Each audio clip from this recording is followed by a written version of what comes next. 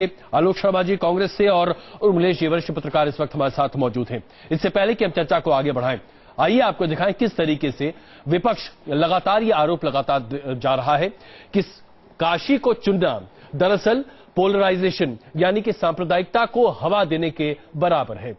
और इसी मद्देनजर ज्ञानवापी मस्जिद के इमाम मुफ्ती मौलाना अब्दुल नुमानी ने जिस तरीके से इस पूरे मामले को सामने रखा है और जो विरोध नजर आ रहा है अल्पसंख्यकों द्वारा, खास करके नरेंद्र मोदी की उम्मीदवारी के साथ ही, वो इंगित कर रहा है कि कैसे पूरे के पूरे उत्तर प्रदेश में सांप्रदायिकता के आधार पर राजनीति होती हुई दिखाई दे रही है।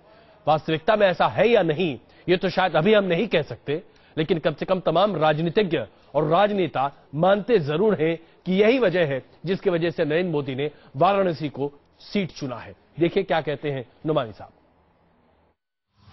अब्दुल बातिल नोमानी साहब जो इस शहर में कहे तो एक बड़ी भारी तादाद में जो जिस तरह से मुस्लिम आबादी यहाँ है, और यहाँ मुस्लिम आबादी में भी जो आपका एक कहें कि आदरणीय वो है रूल है, उसमें मैं आपसे जानना चाहूंगा कि काशी आधी आबादी की नजर में क्या है, मुस्लिम्स की नजर में काशी क्या है?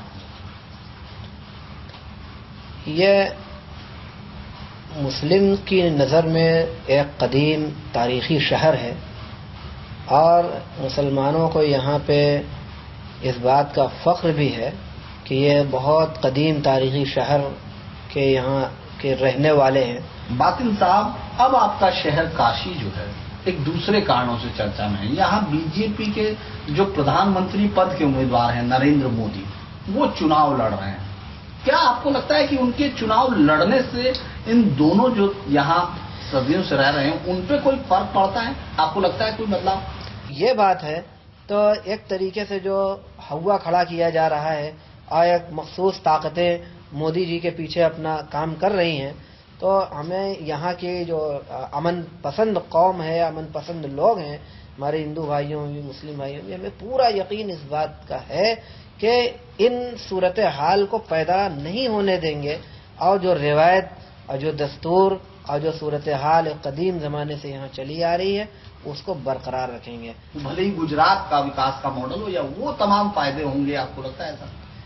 देखिए, यहाँ मोदी जी के ताल्लुक से जो बात ये कही जा रही है कि विकास और विकास उनकी चीज़ से जोड़ दी जा रही है और ये हवाला दिया जा रहा है कि गुजरात में उन्होंने काफ़ी विकास कराया, काफ़ी ये हुआ वो हुआ, बहुत सारी तरक्की वहाँ पे हुई।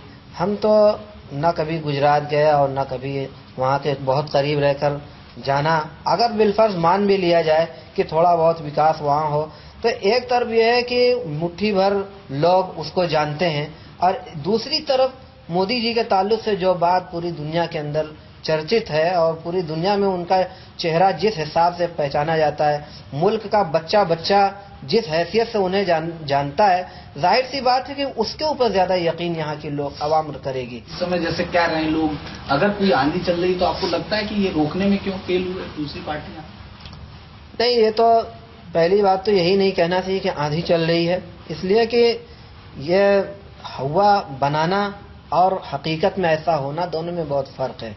और इस तरीके की जो हवाएं चलाई जा रही हैं, इस तरीके की बातें जो फैलाई जा रही हैं, हमें बिल्कुल नहीं लगता कि इस तरीके से हवा खड़ा करने से हकीकत भी वही होगी और जो कह रहे हैं वो सही मानों में ऐसा होगा, ऐसा कुछ नहीं है। तो ये थे नोमानी साहब, जिनका ये कहना है कि इस तरह का कोई इस शहर का जो फैब्रिक है, इस शहर का जो सोशल फैब्रिक है, जिसमें कोई भी बंटवारा करना मुश्किल है। उनको लगता है कि जिस तरह से सदियों से साथ रहे हैं, वो एक साथ रहने वाली चीज मोदी के रथ को यहां रोक लेगी। वीडियो जर्नलिस्ट सौमित्र घोष और काशीनाथ के साथ धीरेन्द्र पुंडीर, न्यूज नेशन, वाराणसी।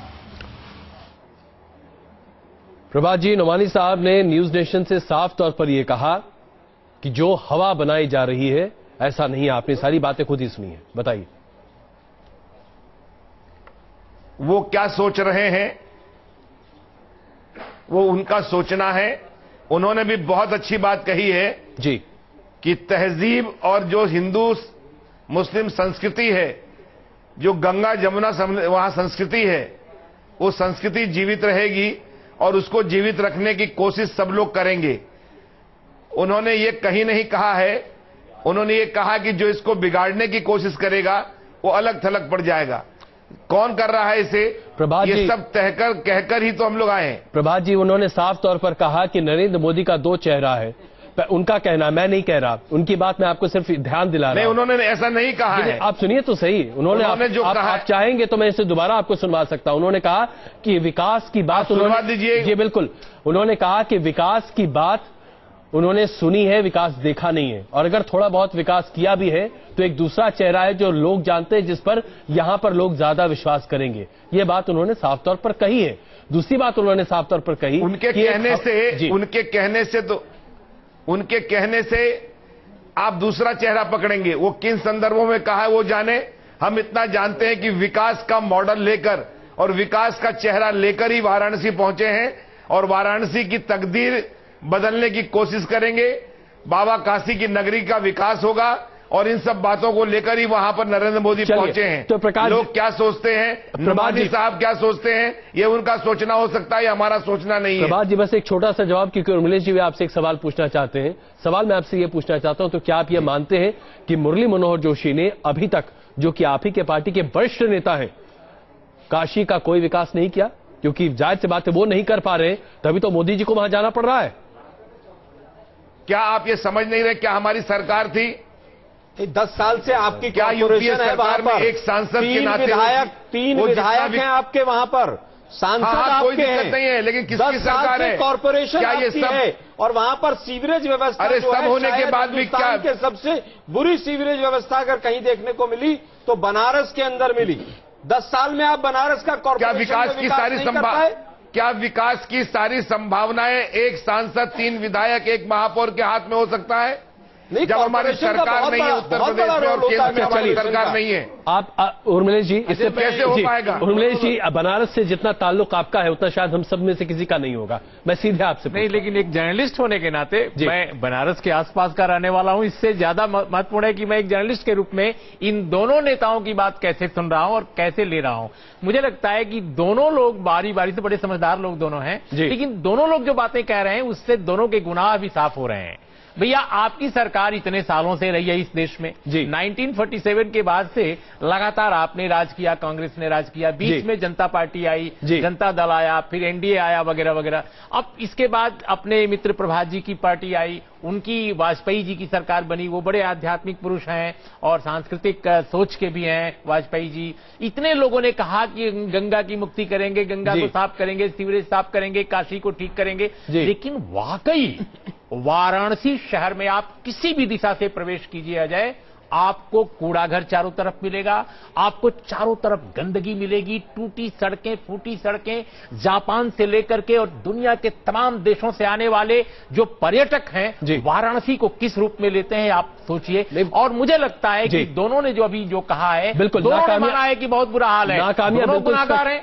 मैं तो सिर्फ मैं सिर्फ इतना कह सकता हूं उर्मिलेश जी, शुक्रवार को जनता को वाराणसी से न्यूज नेशन ने शो किया था और वहां मौजूद होकर मैंने यही पाया कि आज से 20 साल पहले जो वहां स्थिति थी उससे और बदतर स्थिति आज वहां पर है। और ऐसे में ऐसे ऐसे आलोक जी, आप इसमें चाहे जो कुछ भी कह लीजिए, आपकी सरकार हो या स्थानीय सांसद की बात हो, वाराणसी का भला आज तक किसी ने नहीं किया। 25 वर्षों और बुकल नवाब साहब उत्तर प्रदेश में 2 साल से तो राज्य में आपकी सरकार है, दोष को स्वीकार नहीं कर सकते। अब नरेंद्र मोदी ये ठेका उठाने को तैयार है कि वो वाराणसी का कल्याण करेंगे। आप लोग विफल हो गए साहब।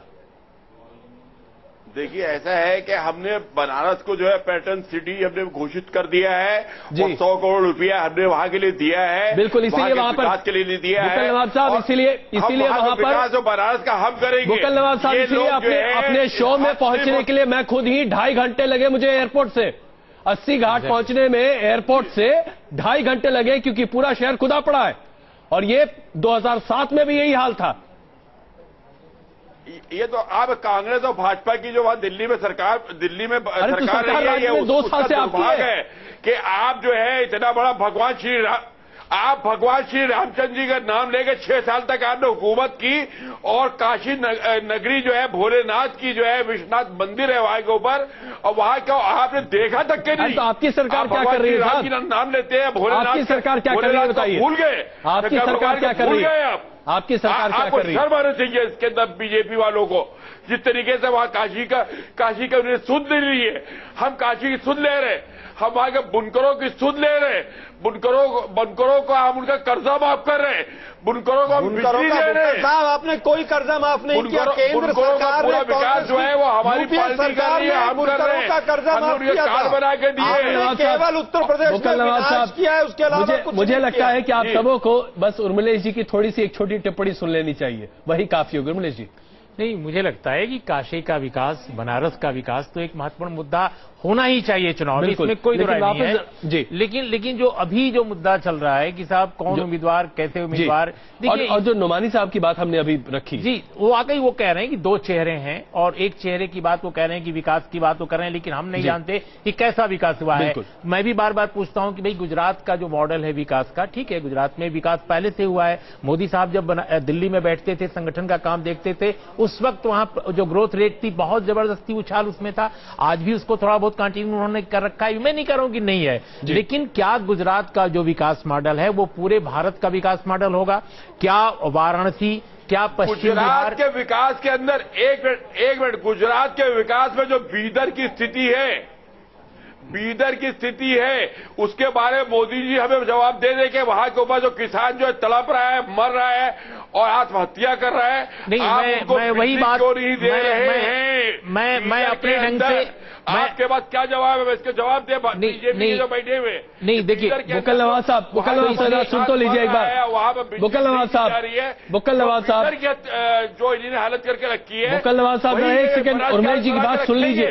बुक्कल नवाज साहब करना चाहते हैं वहां के ऊपर? बुक्कल नवाज साहब जरा एक सेकंड, सरदार लोगों की जमीन। बुक्कल नवाज साहब जरा एक सेकंड प्लीज। बुक्कल नवाब साहब प्लीज। तो एक तो प्रश्न अजय ये है कि जो गुजरात का विकास मॉडल है वाकई एक विकास मॉडल है, मैं मानता हूं, लेकिन क्या गुजरात का विकास मॉडल भारत जैसे देश में जो बहुत रीजनल लेवल पर इम्बैलेंस है, जहां अनइवन डेवलपमेंट है, जहां एक से एक टापू हैं, जहां विकास नहीं हुआ है, छोटे छोटे विकास हुआ है, और जहां पूरा का पूरा इलाका है जहां विकास नहीं हुआ है, ऐसे देश में क्या गुजरात का विकास मॉडल कामयाब होगा? पहली बात। दूसरी बात जो वो कह रहे थे मौलाना साहब, मैंने उनकी बात ध्यान से सुनी, उन्होंने कहा एक दूसरा भी चेहरा उनका है। वो चेहरा जाहिर है इशारा कर रहे थे सांप्रदायिकता का। वो चेहरा बता रहे थे कि जो अलग अलग कौमों में जिस तरह से वहां पर टकराव हुआ 2002 के दंगे की तरफ उनका इशारा था। क्या वो जो मॉडल है सामाजिक समरसता का या टकराव का, वो क्या कामयाब होगा या वो प्रासंगिक होगा? ये सवाल है। अब मेरा ये कहना है कि वाराणसी में देखिए एक परंपरा बार बार जो लोग कहते हैं कि वो हिंदुत्व की नगरी है। अरे भैया, हिंदुत्व की नगरी वाराणसी कभी नहीं रही है। आप धर्म और अध्यात्म की नगरी कहो, लेकिन हिंदुत्व शब्द जिस तरह के सांस्कृतिक या सोच को इंगित करता है, मैं नहीं समझता कि वो कभी वो नगरी रही है। और इस नगरी में कबीर रहे हैं, यहां प्रेमचंद रहे हैं, यहां तमाम दलित संत रहे हैं, उनको ये नहीं भूलना चाहिए। और दूसरी बात बहुत महत्वपूर्ण है कि देखिए आज तो केजरीवाल साहब चंदन भी टीका भी लगा रहे हैं वहां जाने के लिए। मैं नहीं समझता कि उनको ये सब जरूरत थी। हालांकि चले आप टोपी लगाइए, आप चंदन लगाइए, लेकिन भैया इस काशी को आप भूलिए मत जहां रुस्तम सैटिन चुनाव जीता करते थे। ये वो नगर है जहां पर उदल चुनाव जीता करते थे। ये वो नगर है जहां सत्यनारायण सिंह ने कांग्रेस के और जनसंघ के उम्मीदवारों को हरा करके चुनाव जीता। तो आप काशी को मिनिमाइज मत कीजिए, लेकिन सर्वधर्म समभाव अगर रखना चाहते हैं तो मैं समझता हूं कि केजरीवाल कांग्रेस के लिए बड़े खतरे हैं, क्योंकि वो एक नई कांग्रेस बनकर आ रहे हैं सामने। बिल्कुल, अभी हम सौरभ जी से इस पर टिप्पणी लेंगे, लेकिन प्रभात जी एक छोटी टिप्पणी आपकी। जी, हम इतना जानते हैं कि हमने पूर्वांचल को देखकर और बनारस को यूपी का सबसे बड़ा शहर देखकर नरेंद्र मोदी जी ने वहां से फॉर्म भरा है। जी, अब इसके अपने अपने मायने लोग निकालना चाहें, 2 चेहरे देखें, 3 चेहरे देखें, 4 चेहरे देखें, ये उनकी निगाहें हो सकती हैं। हमारी निगाह तो सिर्फ ये है कि एक भारत के प्रधानमंत्री के उम्मीदवार के रूप में भाजपा ने बनारस से नरेंद्र मोदी जी को लड़ाया है। जी बिल्कुल। सौरभ भारद्वाज जी, क्या आप दरअसल दूसरा कांग्रेस बनते हुए दिखाई दे रहे हैं? जी, मैं आपको ये बात एक तरीके से सही है कि अगर आप कांग्रेस का जो वोट बैंक था आम आदमी जी, और एक सेकुलर वोट बैंक, आज वो वोटर ज्यादातर आम आदमी पार्टी की तरफ आकर्षित हो रहा है।